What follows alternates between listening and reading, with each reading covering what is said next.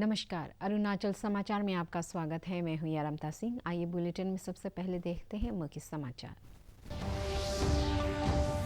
प्रधानमंत्री नरेंद्र मोदी ने भारतीय पुलिस सेवा के प्रशिक्षुओं से कहा कि वे अप्रत्याशित घटनाओं से रहे सतर्क और चुनौतियों से भी निपटने के लिए हमेशा रहे तैयार। प्रधानमंत्री ने कोविड-19 के दौरान पुलिस के अच्छे कार्यों की सराहना।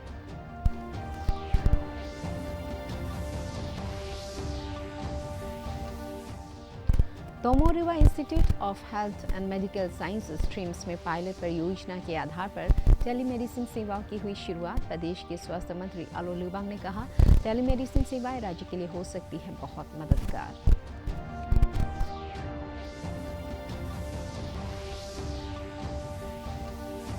राजीव गांधी विश्वविद्यालय के कुलपति प्रोफेसर साकिब कुशवाहा ने कहा, छात्रों के हितों का रखा जाएगा पूरा ध्यान।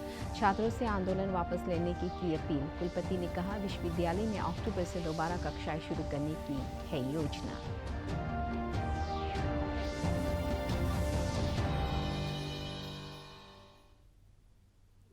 प्रधानमंत्री नरेंद्र मोदी ने भारतीय पुलिस सेवा आईपीएस के प्रशिक्षुओं से कहा है कि वे अप्रत्याशित घटनाओं से सतर्क रहें और उनसे निपटने के लिए हमेशा तैयार रहें। उन्होंने युवाओं को गलत रास्ते पर जाने से रोकने की आवश्यकता पर भी बल दिया। श्री मोदी ने आशा व्यक्त की कि महिला पुलिस अधिकारी इस दिशा में बेहतर काम कर सकती है। प्रधानमंत्री नरेंद्र मोदी आज वीडियो कॉन्फ्रेंसिंग के माध्यम से हैदराबाद में भारतीय पुलिस सेवा के प्रशिक्षुओं के दीक्षांत परेड को संबोधित कर रहे थे। उन्होंने कहा कि प्रशिक्षुओं को अपनी वर्दी पर गर्व होना चाहिए और कोविड-19 महामारी के दौरान पुलिस के अच्छे काम लोगों के बीच याद किए जाएंगे। आईपीएस प्रशिक्षुओं ने 2 साल का लंबा प्रशिक्षण पूरा किया है। इनमें 28 महिला सहित 131 प्रशिक्षु शामिल हैं। तमिलनाडु काडर की किरण श्रुति ने पासिंग आउट परेड का नेतृत्व किया। अकादमी के इतिहास में चौथी बार महिला अधिकारी ने इस परेड का नेतृत्व किया है। आज की जिंदगी में इतनी आपाधापी है और जिसके कारण तनाव भी रहता है, वर्कलोड भी रहता है, प्रेशर रहता है और हर किसी को रहता है। और अगर साइंटिफिक तरीके से अपने व्यक्तित्व को, अपनी क्षमताओं को और अपनी जिम्मेवारियों को अगर बहुत संतुलित तरीके से समझ करके हम व्यवस्था करते हैं तो आप देखिए, आप बड़ी आसानी से चीजों को मैनेज कर सकते हैं। ये बात सही है कि आप लोगों का क्षेत्र ऐसा है कि जिसमें अनएक्सपेक्टेड बहुत कुछ आ जाता है और उसके लिए खुद को हमेशा तैयार रखना पड़ता है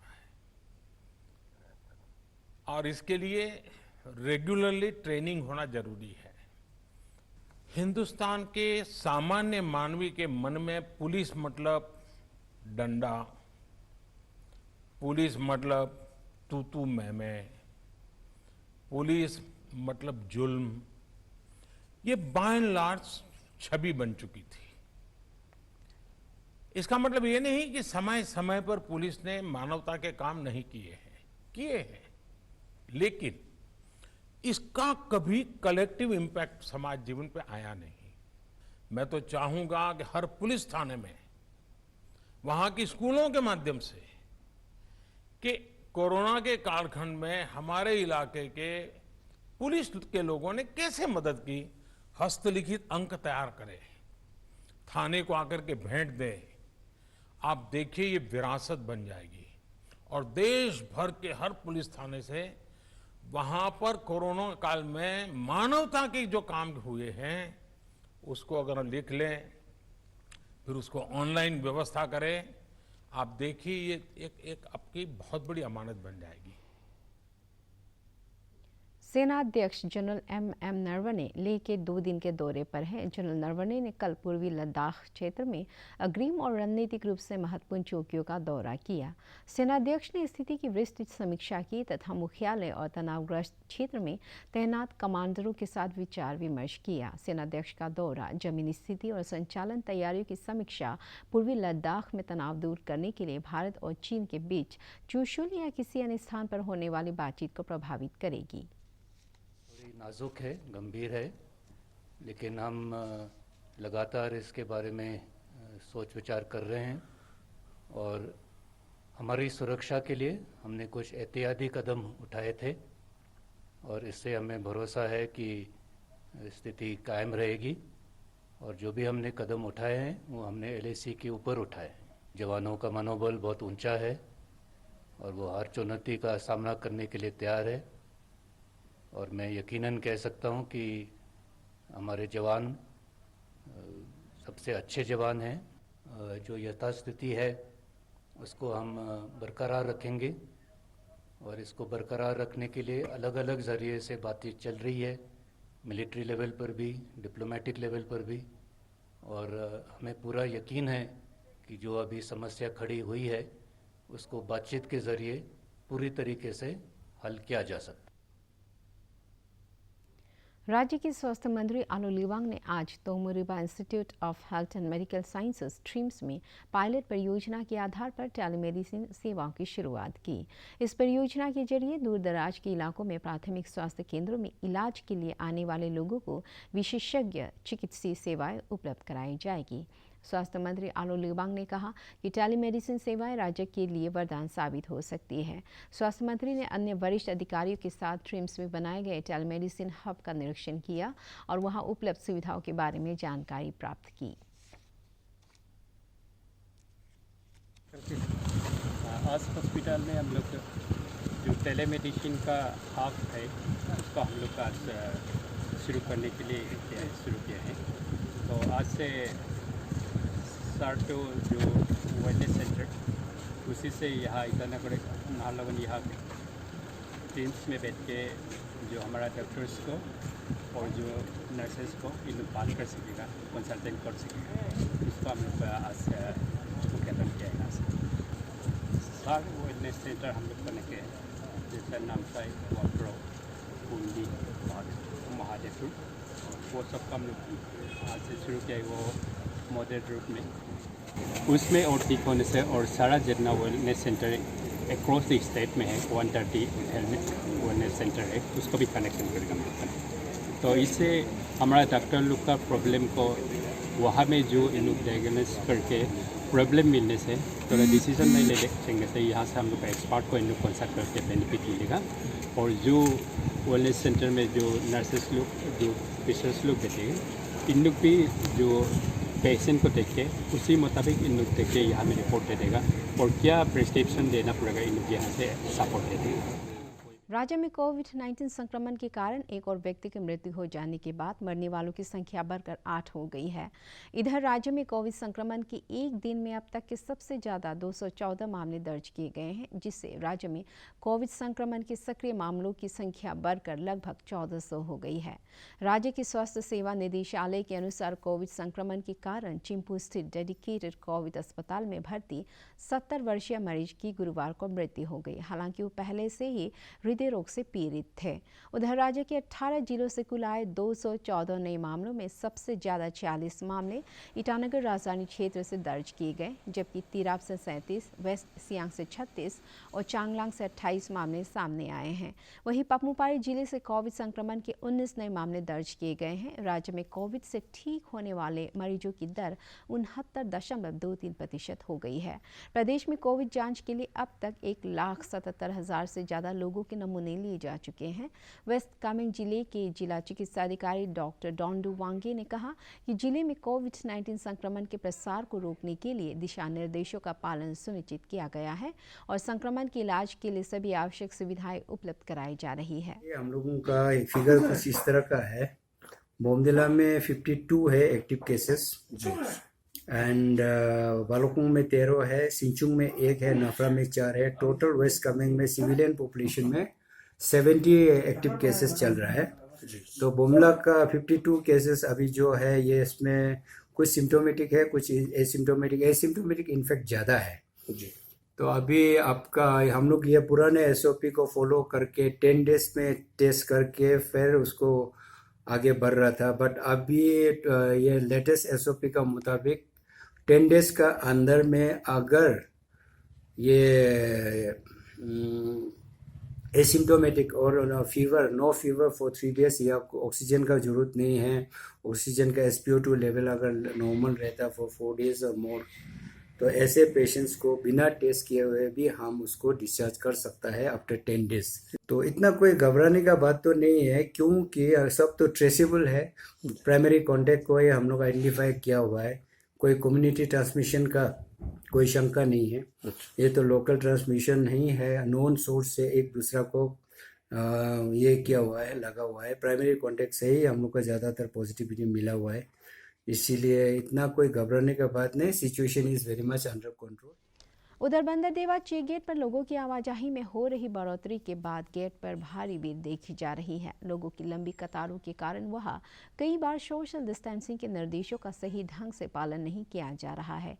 हालांकि अधिकारियों ने लोगों से निर्देशों का पालन करने की अपील की है और कहा है कि गेट पर टेस्टिंग की पर्याप्त व्यवस्था की गई है। देश में अब तक कोविड-19 संक्रमण से 30 लाख से अधिक लोग ठीक हो चुके हैं। पिछले 24 घंटों में इस संक्रमण से ठीक होने वालों की संख्या 66,659 है। केंद्रीय स्वास्थ्य मंत्रालय ने कहा कि स्वस्थ होने वालों की दर में लगातार सुधार हो रहा है और यह दर 77.15% हो गई है। मंत्रालय ने कहा है कि 2 महीनों में संक्रमण से ठीक होने वालों की संख्या 4 गुना से अधिक हो गई है। सरकार द्वारा जांच, पहचान और उपचार की रणनीति के कारण स्वस्थ होने वालों की संख्या बढ़ी है और मृत्यु दर घटी है। इस समय देश में संक्रमण से होने वाले मौतों का प्रतिशत 1.74 है। पिछले 24 घंटों में 83,341 नए मामले सामने आए हैं। इस समय देश में सक्रिय मामलों की कुल संख्या 8,31,124 है। पिछले 24 घंटों में हुई 1,096 मौतों के साथ अब तक इस संक्रमण से 68,472 लोगों की मौत हो चुकी है। राजीव गांधी विश्वविद्यालय के कुलपति प्रोफेसर साकेत कुशवाहा ने छात्रों द्वारा फीस और अन्य शुल्कों की वृद्धि के मामले में स्पष्टीकरण देते हुए कहा है कि विश्वविद्यालय द्वारा ऐसा कोई कदम नहीं उठाया गया है जिससे छात्रों के हितों को कोई नुकसान हो। उन्होंने छात्रों से अपना आंदोलन समाप्त कर विश्वविद्यालय की परीक्षाओं में भाग लेने की अपील करते हुए कहा कि वे अपने अध्ययन को जारी रखें। कोविड-19 की चुनौतियों का जिक्र करते हुए प्रोफेसर कुशवाहा ने कहा कि विश्वविद्यालय की परीक्षाएं इस महीने के अंत तक पूरा कर लिया जाएगा और अगर कोई छात्र ऑनलाइन परीक्षा देने से वंचित रह गया तो उसे अवसर प्रदान किया जाएगा। आज ईटानगर में एक संवाददाता सम्मेलन संबोधित करते हुए कुलपति प्रोफेसर कुशवाहा ने कहा कि विश्वविद्यालय यूजीसी और सुप्रीम कोर्ट के निर्देशों के आधार पर अक्टूबर से विश्वविद्यालय की कक्षाएं दोबारा शुरू करने की योजना बना रहा है। उन्होंने कहा कि इस बारे में एक विस्तृत कार्य योजना और दिशा निर्देश तैयार करने के लिए एक टास्क फोर्स का गठन किया गया है। बच्चों से भी मेरी यही अपील है कि पढ़ाई में ध्यान दें। अगर वक्त निकल गया तो निकला हुआ वक्त वापस नहीं आता है, ये मेरा कहना है। और जो भी आपकी मुसीबतें हैं, जो भी आपको लगता है, उसको आप हमसे रजिस्ट्रार को आप सीधे पत्र लिखें DSW के माध्यम से, और उस पर एक एक करके हम कार्रवाई करेंगे जो नियमता हो सकता है। और जो जिद ऐसी करनी चाहिए जो हो सके, ऐसी जिद जो आप चांद तोड़ के मैं दे दूंगा करके जिद मैं पूरी कैसे करूंगा, लेकिन जो जिद आप कर रहे हैं उनमें जो हो सकता है वो मैं समय से ही करके दे दूंगा। जिसमें थोड़ा वक्त लगेगा, जिसमें नियम कानून है, उसको मैं वैसे करूंगा। अभी इम्तिहान की आप बात कर रहे हैं, तो मुझे लगता है कि इम्तिहान हम लोगों ने मॉक चलेगा, मुझे लगता है 5 तारीख तक चलेगा, जिसमें बच्चों को मॉक हम इसलिए कर रहे हैं कि बच्चों को सहूलियत हो जाए। और उसमें भी अगर मुझे ऐसा लगता है कि कोई बच्चा छूट गया किसी कारण से, तो उसको भी ऑनरेबल सुप्रीम कोर्ट की गाइडलाइन के हिसाब से और यूजीसी की गाइडलाइन के हिसाब से एक स्पेशल एग्ज़ाम में अपेयर होने की हम जरूर प्रक्रिया अपनाएंगे। तो जिस तरीके से अनलॉक की प्रक्रिया शुरू हो गई है और स्कूल के लिए भी आगे हैं कि इस तरीके से किया जाएगा, तो हम लोग भी अब उसके ऊपर मंथन करके मुझे लगता है कमिटी SOP बनाएगी। हमारे पास एक टास्क फोर्स है जिसके चेयरमैन डॉक्टर सुमपम तंजंग हैं। मुझे ऐसा महसूस हो रहा है कि 1 अक्टूबर से हम बच्चों को बुलाने शुरू कर देंगे। उप मुख्यमंत्री चाउना मेन ने कोविड-19 से जुड़ी सेवाओं के कारण अपनी जान गंवाने वाले कोविड वॉरियर सांगपुइया तायो के परिजनों को 50 लाख रुपए का चेक प्रदान किया। उप मुख्यमंत्री ने कोविड वॉरियर स्कीम के तहत तेजू से वर्चुअल मीटिंग के जरिए उनके परिजनों को बीमा राशि प्रदान की। राज्य में कोविड वॉरियर की मृत्यु के बाद दी जाने वाली यह पहली बीमा राशि है। स्वर्गीय तायो का अपने ड्यूटी के दौरान लाहौर में 4 जुलाई को एक सड़क दुर्घटना में मृत्यु हो गई थी। वे तेजू के जोनल जनरल अस्पताल में एम्बुलेंस ड्राइवर के रूप में तैनात थे। राज्य के स्वास्थ्य मंत्री आलो लिबांग ने भी इस वर्चुअल कार्यक्रम में भाग लिया और उन्होंने तेजू के कोविड वॉरियर और डॉक्टरों की प्रशंसा करते हुए कहा कि राज्य के सबसे पहले कोविड-19 मरीज का इलाज इसी अस्पताल ने सफलतापूर्वक किया था। लोअर दिबांग वैली जिले में आज छात्र संगठन द्वारा जिले में प्रस्तावित जल विद्युत परियोजना के कारण प्रभावित होने वाले परिवारों को मुआवजा राशि जारी न किए जाने को लेकर आज 12 घंटे के बंद का आयोजन किया। इस बंद का आयोजन दिबांग वैली जिले में भी किया गया था। ऑल इदुमिश में स्टूडेंट यूनियन ने आरोप लगाया है कि नेशनल हाइड्रो पावर कॉरपोरेशन द्वारा प्रभावित परिवारों को तय मुआवजा अभी तक नहीं दिया गया है।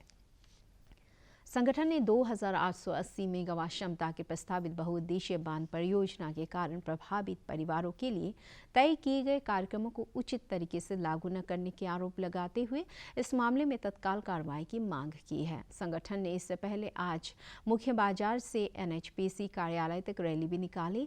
उधर NHPC के महाप्रबंधक BP राव ने कहा है कि ये परियोजना इस क्षेत्र और राज्य के विकास के लिए है और लोगों के हितों का ध्यान रखा जाएगा।